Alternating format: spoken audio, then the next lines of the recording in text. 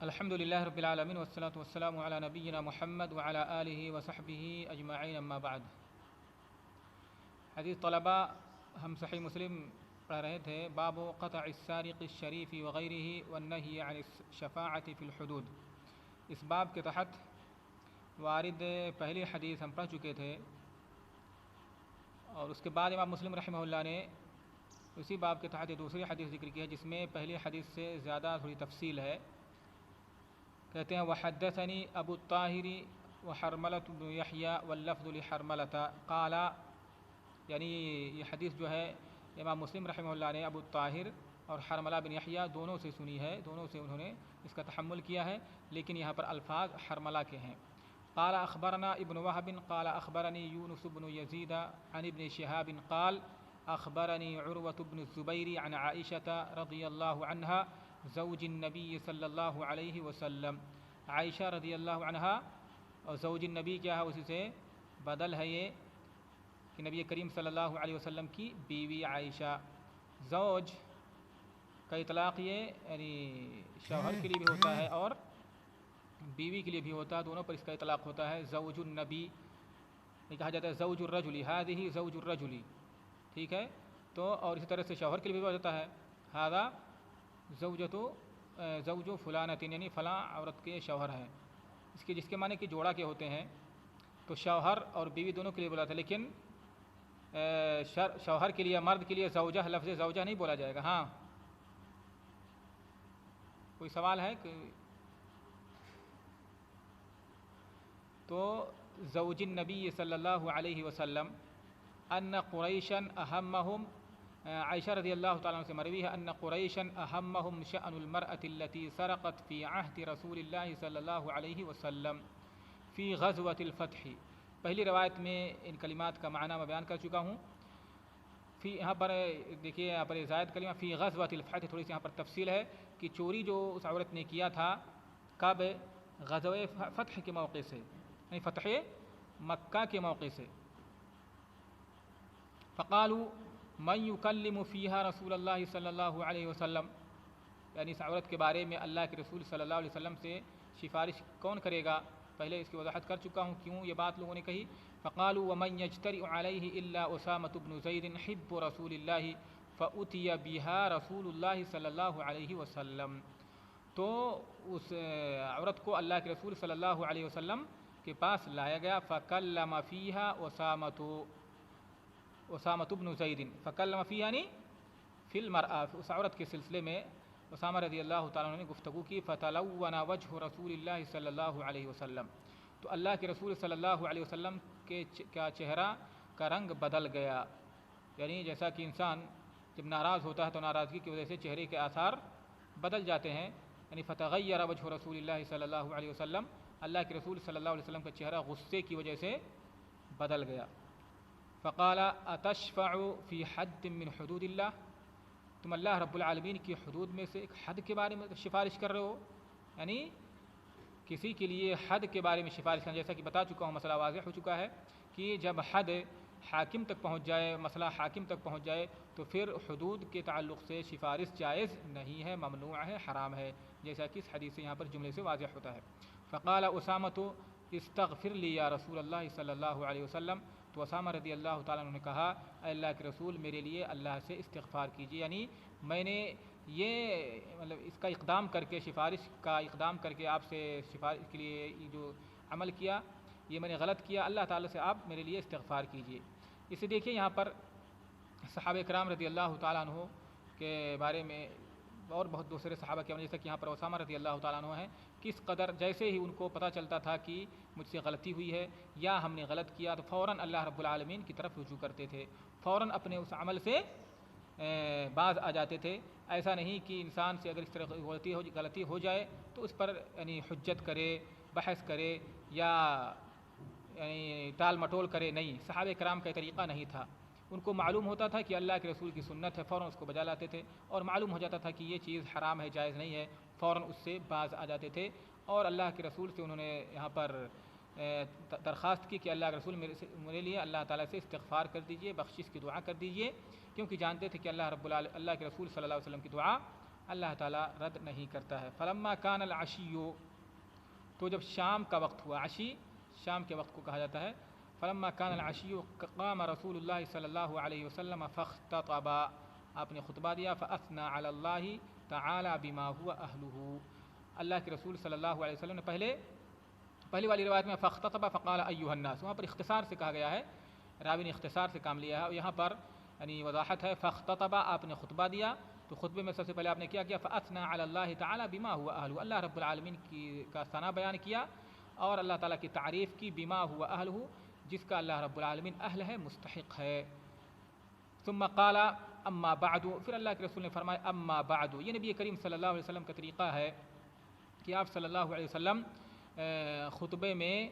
حمد و صلات کے بعد اما بعد کہتے تھے، اس کے بعد یعنی پھر اصل موضوع شروع کرتے تھے، یعنی اصل موضوع میں داخل ہونے سے پہلے آپ اما بعد کہتے تھے۔ تو یہ جو ہے سنت ہے نبی کریم صلی اللہ علیہ وسلم کی، ہمارے لیے بھی، کہ ہم بھی جب اس طرح سے خطبہ دیں تو مستحب ہے، سنت ہے کہ پہلے حمد و صلات پڑھیں، اس کے بعد کوئی بھی مسئلہ ہو بیان کرنے سے پہلے، شروع کرنے سے پہلے آپ خطبہ دینا چاہتے ہیں، کوئی چیز بیان کرنا چاہتے ہیں، تو سب سے پہلے اللہ رب العالمین کی تعریف، حمد و صلات، اللہ کے رسول پر درود بھیجے، اس کے بعد پھر کیا کہیں اما بعد کہنا، یہ سنت ہے۔ اسی طرح سے نبی کریم صلی اللہ علیہ وسلم کی بھی سنت ہے کہ آپ جو خطوط بھیجا کیا کرتے تھے، یعنی حکام کے پاس، اتر بادشاہوں کے پاس اسلام کی دعوت دینے کے لیے، اس میں بھی اللہ کے رسول صلی اللہ علیہ وسلم اما بعد لکھتے تھے۔ فإنما أهلك الذين من قبلكم أنهم كانوا إذا سرق فيهم الشريف تركوه، آپ نے خطبے کے بعد فرمایا کہ تم سے پہلے جو لوگ تھے ان کو اس بات نے ہلاک کر دیا کہ جب ان میں کوئی شریف بڑا آدمی چوری کرتا تو اس کو چھوڑ دیتے، اور جب کوئی کمزور ضعیف آدمی چوری کرتا تو اس پر حد قائم کرتے، اقاموا علیہ الحد وانی والذی نفسی بیدہ، یہاں پر اللہ کے رسول صلی اللہ علیہ وسلم نے قسم کھائی، وانی، اور میں، قسم ہے اس ذات کی جس کے ہاتھ میں میری جان ہے، قسم ہے اس ذات کی جس کے ہاتھ میں میری جان۔ نبی کریم صلی اللہ علیہ وسلم اس طرح سے قسم کھایا کرتے تھے، کبھی واللہ، کبھی والذی نفس محمد بیدہ، کبھی والذی نفسی بیدہ، اس طرح سے اللہ کے رسول صلی اللہ علیہ وسلم قسم کھاتے تھے۔ اس میں ایک طرح سے اور اس بات کا اظہار بھی ہے کہ انسان جو ہے اللہ رب العالمین کے سامنے اپنے عاجزی کا بھی اظہار کرتا ہے کہ اس ذات کی قسم جس کے ہاتھ میں میری جان ہے۔ یہاں پر اس سے استدلال کیا علماء نے کہ قسم کھانا جائز ہے بغیر قسم کے طلب کیے ہوئے، یعنی اگر آپ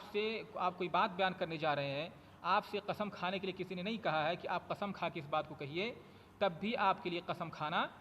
جائز ہے، جس کو کہا جاتا ہے، جیسا کہ امام نووی نے کہا ہے، دلیل لجواز الحلف من غیر استحلاف وهو مستحب اذا كان فيه تفخیم لامر مطلوب کما فی الحدیث، کہ قسم کھا کے کہنا، اس طرح سے کوئی بات، مثلا کوئی بہت بڑی بات ہو یا لوگوں کو یقین دلانا ہو، کوئی عظیم بات ہو، اس طرح سے بیان کرنا ہو، تو اس سے پہلے آدمی کے لیے قسم کھا کے اپنی بات کو یعنی مؤکد کرنے کے لیے قسم کھانا اس طرح سے مستحب ہے، جیسا کہ اللہ کے رسول صلی اللہ علیہ وسلم نے یہاں پر قسم کھا کے بات کہی، لو ان فاطمۃ بنت محمد سرقت لقطعت يدها ثم امر بتلك المرأة التي سرقت فقطعت يدها، پھر اللہ کے رسول نے حکم دیا اس عورت کے بارے میں جس نے چوری کی تھی تو اس کا ہاتھ کاٹ دیا گیا۔ قال یونس، قال ابن شہاب، قال عروة، قالت عائشة رضی اللہ عنہا، فحسنت توبتها بعد وتزوجت وكانت تأتي بعد ذلك فأرفع حاجتها إلى رسول اللہ صلی اللہ علیہ وسلم، یعنی اس کا ہاتھ جب کاٹ دیا گیا پھر اس نے اس کا توبہ اچھا ہو گیا، یعنی اس نے اللہ رب العالمین سے توبہ کیا کہ اب آئندہ ایسا اس سے غلطی ہوئی ہے، اللہ رب العالمین اس کو معاف کر دے، تو اس کا توبہ اس کے بعد جو ہے اچھا رہا، نہیں اس کے بعد اس کی زندگی اچھی رہی، اس کے بعد پھر اس نے دوبارہ اس چوری کا ارتکاب نہیں کیا۔ اور بعض روایتوں میں آتا ہے کہ اس عورت نے اللہ کے رسول صلی اللہ علیہ وسلم نے سے کہا کہ اللہ کے رسول کیا میرے لیے کوئی توبہ ہے، یعنی توبہ کروں تو اللہ تعالیٰ مجھے معاف کر دے گا، تو اللہ کے رسول صلی اللہ علیہ وسلم نے اس روایت میں جیسا کیا تھا فرمایا کہ آج تمہاری حالت ایسی ہے جیسے کہ تم آج ہی پیدا ہوئی ہو، یعنی تمہاری ماں نے آج ہی تمہیں جنا، یعنی تمہارے اوپر کوئی گناہ نہیں ہے۔ وتزوجت، اس کے بعد اس عورت نے شادی بھی کیا، وکانت تأتی بعد ذلك، اور اس کے بعد بعض روایتوں میں تأتی نہیں ہے، عائشہ کہتی ہیں کہ وہ ہمارے پاس آیا کرتی تھی، میرے پاس وہ اس واقعے کے بعد آتی تھی، فأرفع حاجتها إلى رسول اللہ، یعنی حضرت عائشہ سے کوئی حاجت، کوئی ضرورت ہوتی تھی، عائشہ سے آ کے ذکر کرتی، اور عائشہ رضی اللہ تعالیٰ عنہ اس کی اس ضرورت حاجت کو اللہ کے رسول صلی اللہ علیہ وسلم تک پہنچاتی تھیں، بیان کہتی تھیں اللہ کے رسول سے۔ قال وحدثنا عبد بن حميد قال أخبرنا عبد الرزاق قال أخبرنا معمر عن الزهري عن عروة عن عائشة رضي الله عنها قالت كانت امرأة مخزومية تستعير المتاع وتجحده. یہاں پر دیکھیے حدیث میں تھوڑا سا اس میں فرق ہے اور اسی وجہ سے علماء کے مابین اختلاف بھی ہے. اس حدیث میں ہے، پہلی حدیث میں ہم نے کیا پڑھا؟ پہلی حدیث میں یہ پڑھا، دونوں حدیثیں جو گزر چکی ہیں اس میں یہ پڑھا کہ اس عورت کا جو ہاتھ کاٹا گیا کس وجہ سے؟ کہ اس نے چوری کی تھی، اس عورت نے چوری کی تھی، چوری کی وجہ سے اس کا ہاتھ کاٹا گیا. یہاں پر دیکھیے اس روایت میں کیا کہتی ہیں عائشہ، اس روایت میں یہ ہے کانت امرأۃ مخزومیۃ، ایک مخزومیہ عورت تھی، تستعیر المتاع، جو سامان ادھار عاریتاً لیا کرتی تھی. استعارہ کے معنی عاریتاً کوئی چیز جس کو ادھار لینا یا عاریتاً کوئی چیز لینا، تو وہ سامان عاریتاً لیا کرتی تھی. وتجحدہ، اور اس کا انکار کر دیا کرتی تھی. یعنی مثلا کسی سے کوئی سامان مانگ کر کے لائی عاریتاً، بعد میں پھر اگر وہ عورت آتی تھی کہتی، مطلب کسی سے بھی کسی عورت سے یا کسی سے بھی کوئی سامان مانگا، بعد میں اس آدمی نے جس سے کہ عاریتاً لیا اس نے آ کے کہا کہ ہمارا سامان واپس کر دو یا میرا سامان لوٹا دو، تو کہتی کون سا سامان، کیسا سامان، مجھے نہیں معلوم، میں نے نہیں لیا ہے، نہیں، انکار کیا کر دیتی تھی. وتجحدہ، وہ انکار کر دیتی تھی. فامر النبی صلی اللہ علیہ وسلم بقطع یدها، تو اللہ کے رسول نے اس کا ہاتھ کاٹنے کا حکم دیا. فاتى اهلها اسامہ فکلموه، اس کے گھر والے اسامہ کے پاس آئے، انہوں نے ان سے بات کی. فکلم رسول اللہ صلی اللہ علیہ وسلم فيها ثم ذكر نحو حديث الليث ويونس. تو اس روایت میں جو عبد بن حمید کی جو روایت ہے، اس روایت میں کیا ہے، فرق ہے تھوڑا سا. پہلی روایت میں یہ ہے کہ اللہ کے رسول صلی اللہ علیہ وسلم نے اس عورت کا ہاتھ کاٹنے کا جو حکم دیا چوری کرنے کی وجہ سے. اس روایت میں یہ ہے کہ وہ مخزومیہ عورت کیا کرتی تھی، عاریتاً سامان لیتی تھی اور پھر اس کو لوٹاتی نہیں تھی، مانگنے پر انکار کر دیتی تھی کہ میں نے سامان نہیں لیا ہے. اس وجہ سے اللہ کے رسول نے حکم دیا تو اس کا ہاتھ کاٹ دیا گیا. جب کہ واقعہ دونوں ایک ہی ہے مشائخ، ایک ہی واقعہ ہے، ایک ہی عورت کا قصہ ہے، یہاں پر قصہ ایک ہی ہے اور سبب یہاں پر دو ذکر کیا گیا کہ ہاتھ کاٹنے کا جو سبب ہے، ایک میں چوری بیان کیا جا رہا ہے اور یہاں پر جو ہے اس حدیث میں جو ہاتھ کاٹنے کا سبب ہے وہ ہے کہ عاریتاً سامان لینے کے بعد اس کا انکار کر دینا ہے، یعنی انکار کر دیتی تھی کہ میں نے سامان نہیں لیا، اس وجہ سے ہاتھ کاٹا گیا. تو سب سے پہلے بات یہ جان لیجئے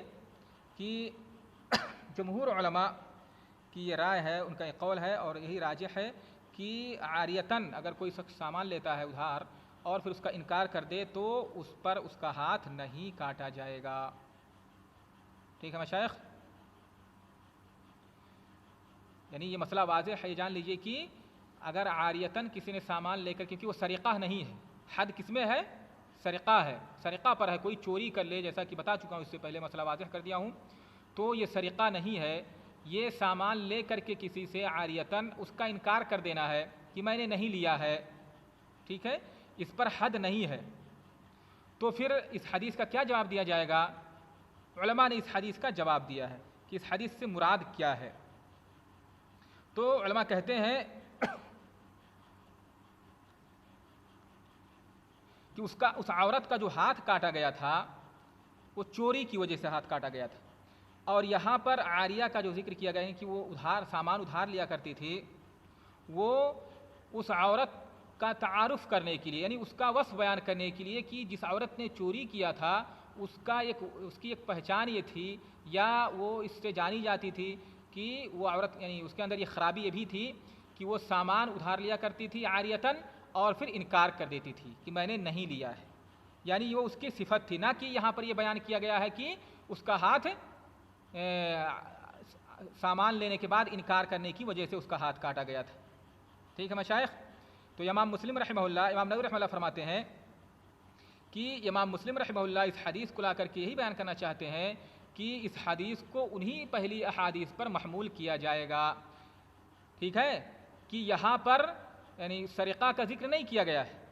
یہاں پر یہ بیان کرنا مقصود ہے کہ جو عورت تھی مخزومیہ عورت، اس نے جو چوری کیا تھا اس کا ایک وصف یہ بھی تھا، اس کی ایک پہچان یہ بھی تھی، اس کی ایک عادت یہ بھی تھی. یعنی اس چوری کرنے والی عورت کی ایک عادت یہ بھی تھی کہ وہ سامان عاریتاً لے کر کے انکار کر دیا کرتی تھی، نہ کہ یہاں پر اس حدیث میں یہ بیان کیا جا رہا ہے کہ عاریتاً سامان لے کر کے انکار کی وجہ سے اس کا ہاتھ کاٹا گیا تھا. تو اس حدیث کو انہی احادیث پر محمول کیا جائے گا اور یہ کہا جائے گا کہ اس حدیث کے اندر مزید اس کی ایک عادت کا بیان ہے، اس کے ایک وصف کا بیان ہے. ٹھیک ہے مشائخ، اور اس طرح سے دونوں روایتوں میں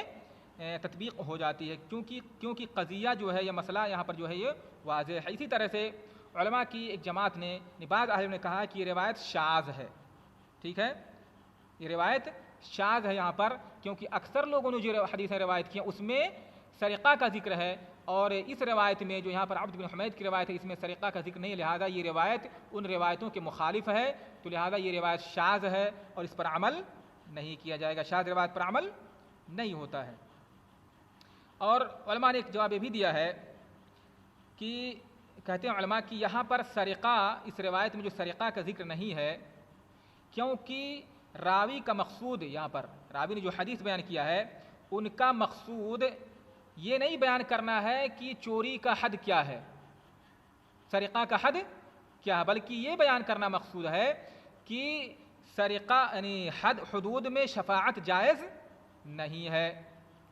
سرقہ کے بارے میں سرقہ کا کیا حد ہے، اس میں یعنی عاریتاً سامان لے کر کے انکار کر دینے میں حد ہے نہیں ہے، اس کا یہ بیان کرنا مقصود نہیں، یا سرقہ کا حد بیان کرنا مقصود نہیں، بلکہ یہ بیان کرنا راوی کا مقصد ہے کہ حدود میں شفاعت جائز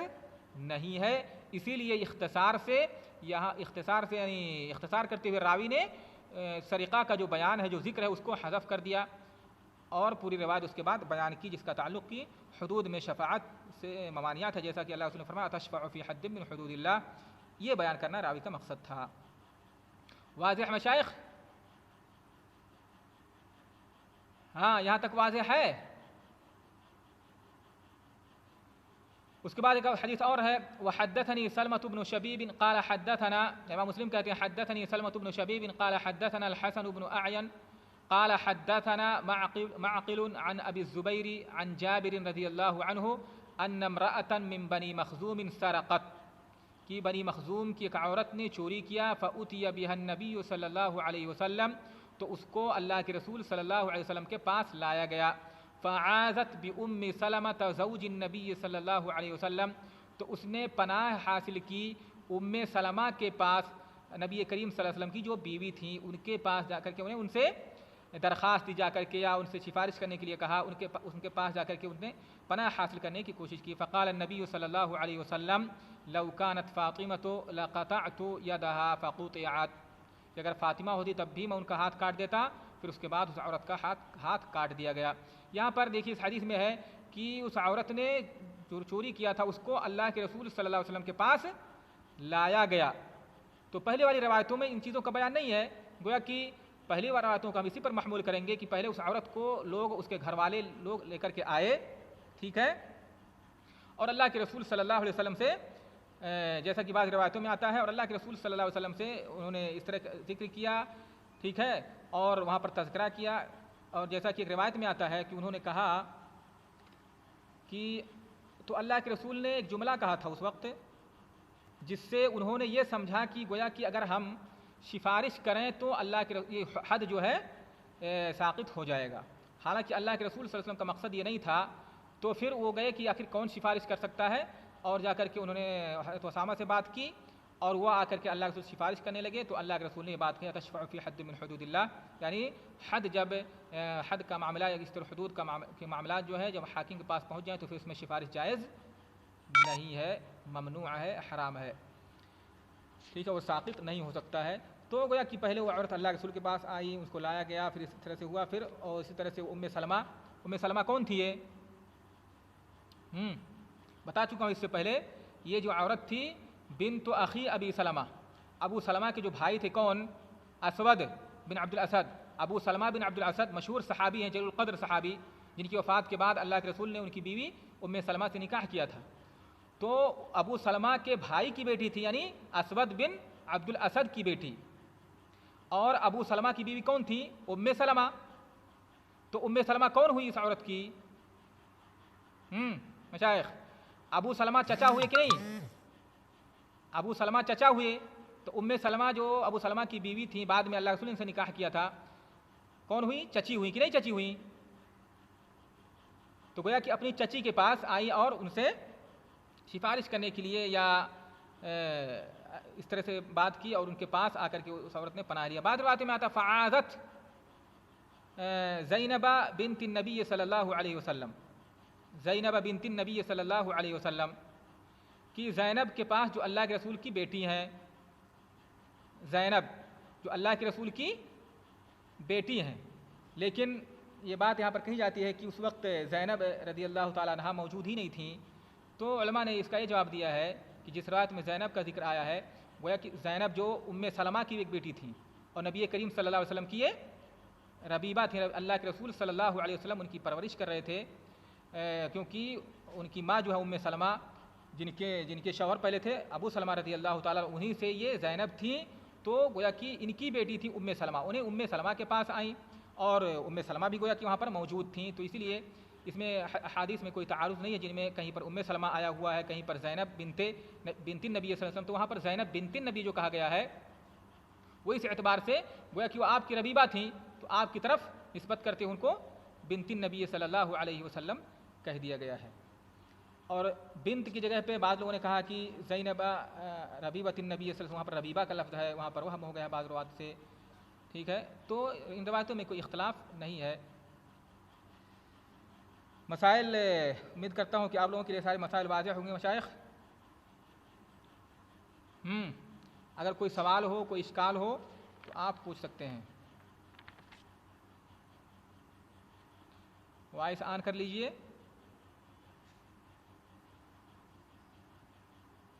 ہیلو،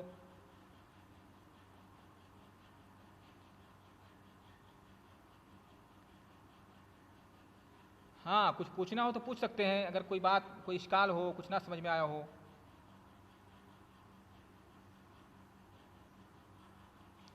یہاں پر ایک اشکال یہ ہے، ایک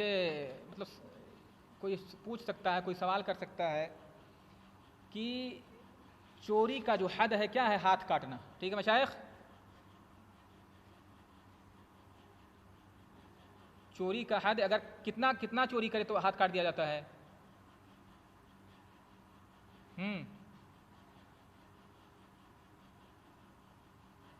کتنا کوئی چوری کرے تو ہاتھ کاٹ دیا جائے گا؟ نصاب کیا ہے، مقدار کیا ہے؟ جواب دیجئے، کیوں سن رہے ہیں میری بات؟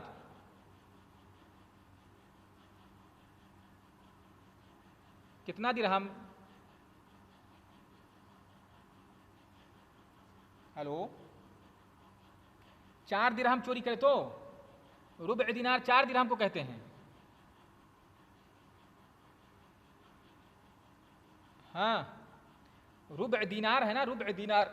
یعنی ہاں تو 1/4 دینار گویا کہ میں نے بتایا تھا، یعنی 1 دینار جو ہوتا ہے 4 گرام سے زیادہ ہوتا ہے، 4.25 گرام ہوتا ہے، تو گویا کہ ربع دینار 1 گرام سونا ہوگا، 1 گرام سے تھوڑا سا زیادہ ہی ہوگا۔ اگر یعنی ربع دینار کوئی چوری کرتا ہے یا اس سے زیادہ چوری کرتا ہے،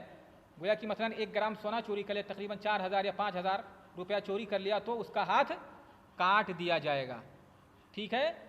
اور اسی طرح سے دیت میں اگر کوئی شخص کسی کا ہاتھ کاٹ دے تو کتنی دیت دینی پڑے گی اسے؟ نصف دیت، 100 اونٹ جو دیت ہے، اگر کوئی کسی کو قتل کر دے 100 اونٹ دیت ہے، اگر کوئی کسی کا ہاتھ کاٹ دے تو اس میں نصف دیت یعنی